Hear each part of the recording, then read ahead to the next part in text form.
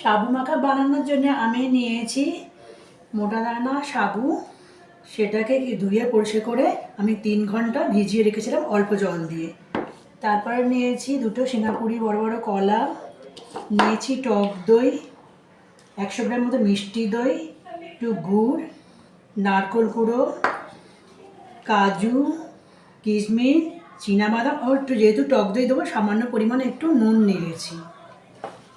এবারে আমি প্রথমে কলাগুলোকে একটু ভালো করে মেখে নেব। কলাটাতে আমি একটু গুড় দিয়ে মেখে নিই, তোমরা তাহলে চিনিও দিতে পারো। আমি এতে একটু গুড় দিলাম। গুড় দিয়ে আমি কলাটাকে একটু ভালো করে মেখে নিচ্ছি।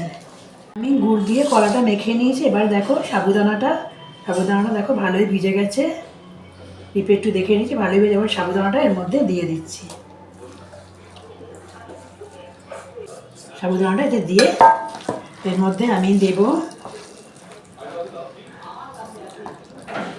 মিষ্টি দই, তারপর দিলাম কিছুটা টক দই। আমার বাড়ির লোকের সুগার আছে বলে আমি টক দই কিছুটা দিলাম। তোমরা দইয়ের বদলে দুধও দিতে পারো। দিয়ে যেহেতু আমি টক দই দিয়েছি একটু সামান্য পরিমাণ নুন দিলাম। এবারে আমি দিয়ে দিচ্ছি নারকেল কুড়ো, তারপর দিচ্ছি কাজু, কিশমিশ ও চীনাবাদাম।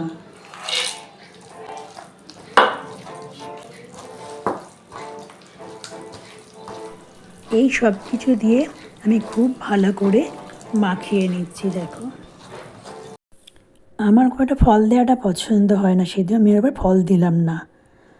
রেডি হয়ে গেছে আমার সাবু মাখা।